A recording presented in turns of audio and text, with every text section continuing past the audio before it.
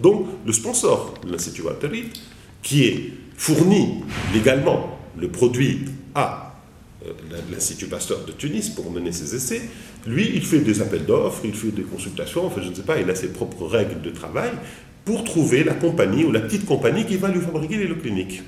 Alors, dans un premier temps, dans la phase 2, ce lot clinique a été fabriqué par une start-up qui vient d'université, qui s'appelle Iowa University, à l'État de Iowa, aux États-Unis, et on a travaillé avec ça. Et après, cette start-up a fermé.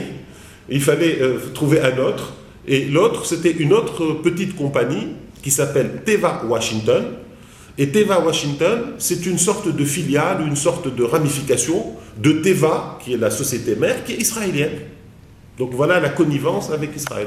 Donc nous, déjà, on n'était même pas impliqués dans ce choix. On n'était pas très au courant jusqu'au moment où le produit est arrivé. Bon.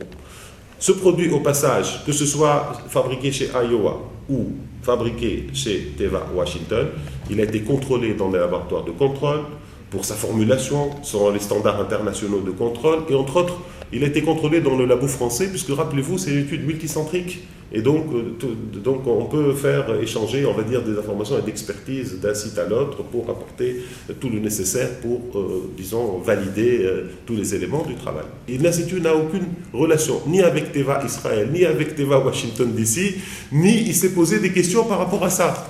Lui, il a pris la formule, il a discuté avec les chercheurs, et il a fabriqué, comme si vous dites, je ne sais pas, moi je vais fabriquer le pain chez tel boulanger ou tel autre boulanger. Bon, on ne s'est pas posé beaucoup de questions parce que c'est une question tellement simple de faire un mélange, une formulation. On aurait pu le faire en Tunisie, on aurait pu le... Bon, ça a été fait comme ça, et on le reconnaît.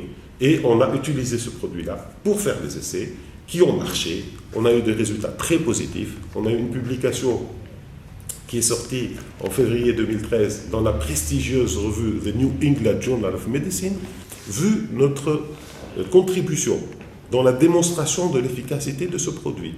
On a négocié avec l'Institut Walter Reed pour avoir un transfert du savoir-faire, des protocoles gratuitement pour la production locale de ce médicament.